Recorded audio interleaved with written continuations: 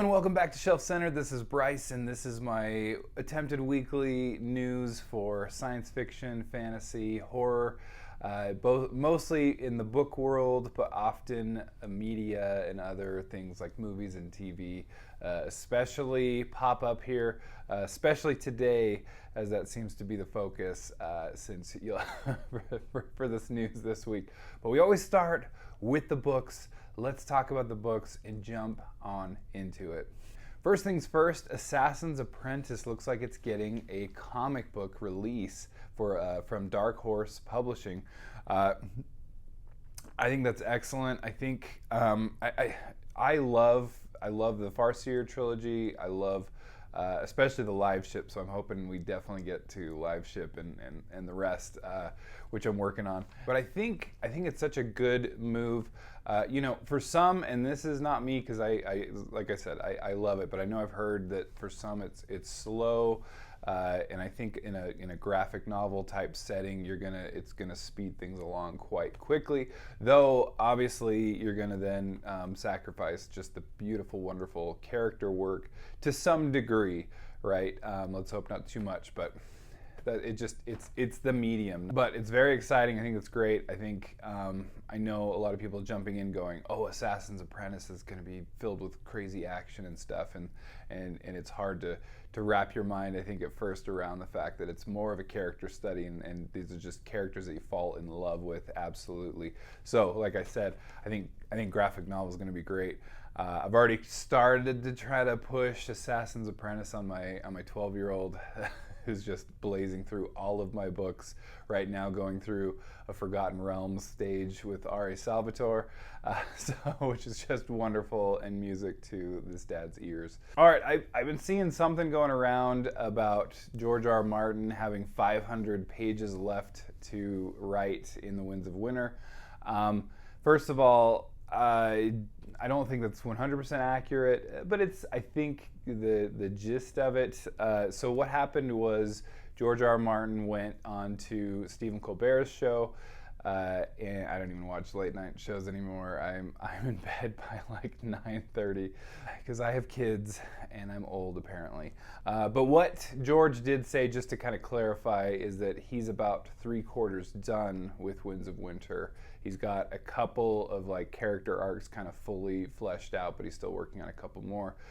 So in his way, I mean, it could be like one character could take much longer than that, but he has essentially said, Storm of Swords and A Dance with Dragons are the long books in the series, and that this one is most definitely going to be longer than either of those. Not put together, but definitely longer than either of those. So saying that, I think 500 is probably about accurate, but I don't think any kind of page count is really, I don't think you can hold anything like that to him, first of all. Second of all, it's George R.R. Martin, so the way he writes is that, I mean, technically, like, he could have 500 until something changes and then he goes back to square one or any number of things. I doubt he's going to scrap too much at this point. Maybe, I don't know, that's just how he writes. I did appreciate Colbert kind of giving it to him. And, like, Colbert straight up goes, in the way he asked it, I understand. He's going, I legally have to ask where we're at. Where are we at with Winds of Winter? Because I'm sure, I bet you somewhere George R.R. Martin has, anything that he says, he's like, please don't ask about that, I'm sure. But anyway, I appreciated Colbert giving it to him and him having to kind of sit there on the spot. And then even once George R.R. Martin said he's 3/4 done, then Colbert proceeds to go, so if 3/4 took 10 years, then does that mean a quarter? And he's like already doing the math, which is great. Again, I'm not holding my breath at this point. There's too many things in the works, and he even stated in the same interview that he's working on the sequel to Fire and Blood, and of course there's already other books coming out too. So again, not holding my breath. I do think the Fire and Blood series kind of helps the main series because it's just developing the backstory. So I don't think that's all bad stuff because it's, you know, it's all the basis for everything. Anyway, but it is funny. I did find it funny because there's some talk about Elden Ring and Martin's work on the backstory for Elden Ring, and he said this was years ago that he was approached about it. I don't remember hearing. I follow George R.R. Martin's blog pretty closely, but this was one that I don't remember hearing about, which is kind of funny because, I mean, it just, of course, he didn't want. I mean, he already gets enough flack for talking about football and being able to enjoy his football games here and there.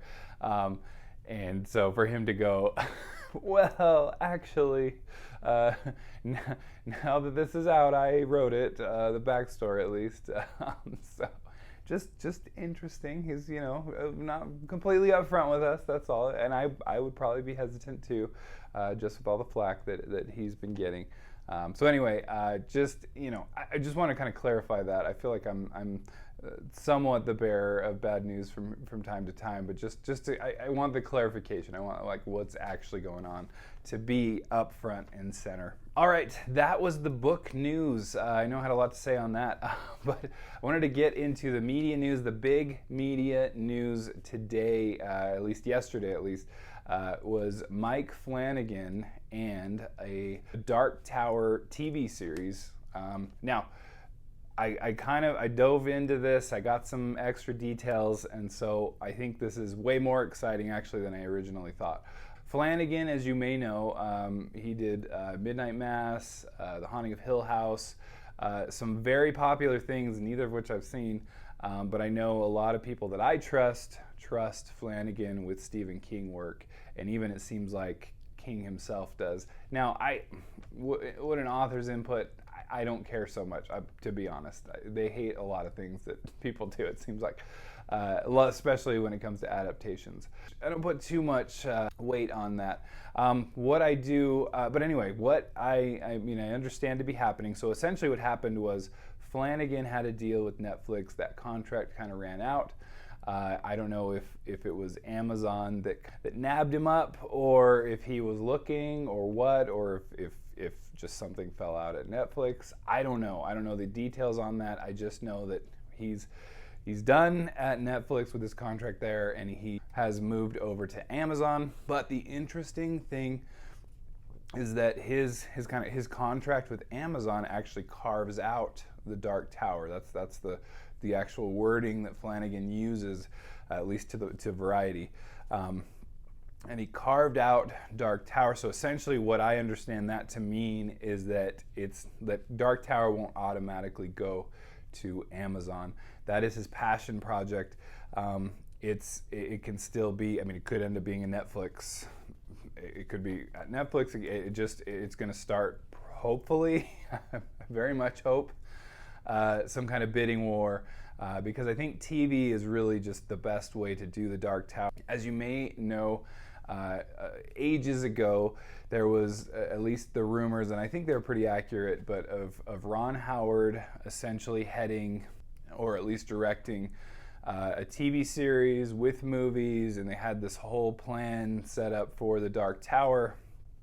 And at the time, I think it was just, that'd have to be a pretty visionary producer. You know, the one that has to fit the money for that has got to really be behind that. And then what we ended up getting was one movie with Idris Elba that fell pretty flat. I only know of like one or two people that actually enjoyed it. As a huge Dark Tower fan, I didn't even watch it because I was like, the reviews are bad enough. I just don't want to sully this because I love it so much. I still may because, anyway, some friends have actually said they enjoy it. Anyway, I need to give it a chance. I just haven't.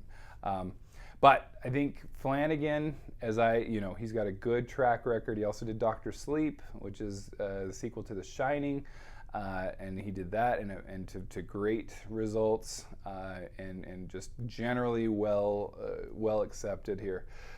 So Flanagan seems to be the one to be able to adapt Stephen King well. It's a TV series. I mean, it doesn't need to get crazy here. Just the TV series is great. do, and I don't know, I hope they even start with like Wizard and Glass, the huge flashback. Those are my favorite parts, to be honest. If that could be season 1, that'd be awesome. And then kind of get to, because I find book 1 to be the most boring of the whole series. Now, do I need to reread it? Absolutely. But Dark Tower is a top 10 fantasy series for me. I love that series, and I really want to see it adapted well. And I think there's just so much you can do with it. But I thought that clarification was interesting. I don't know if that means, what I kind of gathered from it is, one, Dark Tower is Flanagan's kind of passion project. He loves Dark Tower. He's been wanting to do Dark Tower for ages, and he got the rights before he even did this deal with Amazon. So he already had the rights. I love, if things are a passion project for something, you just know the care is going to be taken, at least to some degree. That just gets me so much more excited. Anyone who's excited about a project, I'm going to be even more behind. So that really gets me excited. I know I've read and seen lots of interviews with Flanagan just pointing to he wants to do Dark Tower, and for him to actually have the rights now, I think he's developed the clout to be able to do that, or at least just had the money. Maybe that's all it was. But got the rights, and now he can develop it how he wants, and it could be through Amazon where he has a deal. It could be through pretty much anywhere, it seems like. Whoever puts up the right amount, I guess. And I don't know if that means, and this is my lack of knowledge here, my naivete when it comes to Hollywood. Does he have to prioritize, because I haven't read their contract, does he have to prioritize solely Amazon projects before he can do that? Is that going to slow things down? I don't know. That's just thoughts that come to my mind. There might be something with that, or if they get a first right of refusal with, which just means, hey, I'll give it to you, but if I get a better deal, you either have to match that better deal or I'm going with the other one. That's usually what a first right of refusal in this kind of a deal could mean. So anyway, regardless, it seems like, that's why I said I think I'm more excited about this than I was before after looking into it, because I honestly don't think that could be an issue. It could be an issue that he has to prioritize Amazon stuff. I doubt it, though. I bet he gets to do what he wants. That's why he went. That's why he left Netflix. I'm guessing he's given more creative freedom, maybe more numbers in the bank account, whether for him or for the projects he wants to do. Amazon did just give us The Lord of the Rings with the hugest budget that has ever happened for any show. Anyway, that's a good sign. And I'm super excited. I think this is the best thing that could possibly happen right now with the Dark Tower. Cannot wait to see that get adapted well. It's already, people throwing out Mike's book reviews on Twitter is already throwing out good, who could do what. He said Thomas Jane for the gunslinger himself, Roland Deschain. I liked that. I hadn't even thought of Thomas Jane, especially with his work on The Expanse. Almost said a spoiler there. But then, I don't know, someone else threw out Garrett Dillahunt, and I think that would be great. I love him on Raising Hope. He's just hilarious, but also he does Sirius very well. Anyway, I think he could do very well too. But anyway, lots of options. I just hope, I think with Flanagan, the driver's seat, so to say, then we've got some good things happening. All right, then the final bit of media news. Avatar, the sequel, is coming out, and it's next week, next Friday, December 16th. And the reviews are rolling in, and they're pretty positive overall. And actually, the audience score and the critic score right now are pretty even. Now, I know you have to take initial reviews with a grain of salt. I don't know how much proof or evidence we have, but seems pretty clear that everyone kind of, okay, we'll give it to the people that we know will be pretty positive, and we'll let them watch it first, and then they give their great reviews. But still, but it's not like, it's not in the 90s. It's still 80s in the 80%, which is still good. It's just not great. Seems like the kind of consensus, even on the poorer reviews, are that the visuals are great, and that was really all we came for in the first movie. I'll be honest, for years I was in the when I found out there were sequels in development, but it was taking a while. I was just like, who's asking for this, and why so long? After you would think they'd capitalize and get those out just the right, the next couple of years after the movie was huge, or maybe they were just trying to milk that for all it's worth. Who knows? But it seems like, that's the way Cameron works, is that he does his thing, right? Everything he's done, it's just, from Titanic and all these movies that he's done, it just seems like he's going to do him and the way he wants it, and if it needs extra time, he's going to take it, even if that costs millions and millions of extra dollars. He's shown to take it, and it tends to be worth it, honestly. Aliens is one of my all-time favorite movies, so I'll be honest, I was with that, why? Who cares? And so that's what I'm seeing decent reviews with kind of a general sentiment still seems to be like, who cares? Why do we care about this? Nobody is asking for this or here for it. I will say I changed my mind when we went to Disney World last year, and I rode the Avatar ride at the Animal Kingdom, and it's really the best ride there. It's the best ride in the whole park, to be honest. In all the parks. It was excellent, and it's one of those kind of Star Tours like rides where you're just sitting on kind of like a motorcycle type thing. You straddle the thing, and then you're just watching this huge immersive thing, and you're turning and stuff, but you're still just sitting there in one place. And the visuals on that were just amazing. There's this whale that pops up right in front of you, and I remember just kind of being like, whoa, and I was so into it. And so that got me back in. I was like, okay, all right. It's amazing. It's amazing what they do and how they make you feel. Now, of course, that's a ride, but I just feel like, I don't know, just from the trailers and everything, I feel like everyone's kind of saying so far, is the visuals are good, and they're really good. That's at least the one thing they've got going for it. The story in the first one it's just Dances with Wolves or Ferngully, whatever you want to call it. So the story itself, the plot is complete retread, but it's the visuals that you come for, and that's what we came for in the first one too. So anyway, I'm back on I'm pretty well looking forward to this. I think it helps that there's really not much more going out, and I wonder if they paid some people off for that, because December tends to be a really good movie time. Anyway, I get too far into these conspiracy theories, who knows. But anyway, this has been the news to me. Let me know if you like this kind of thing by liking the video and subscribing if you, again, like this kind of thing. And I will catch you next time. Bye.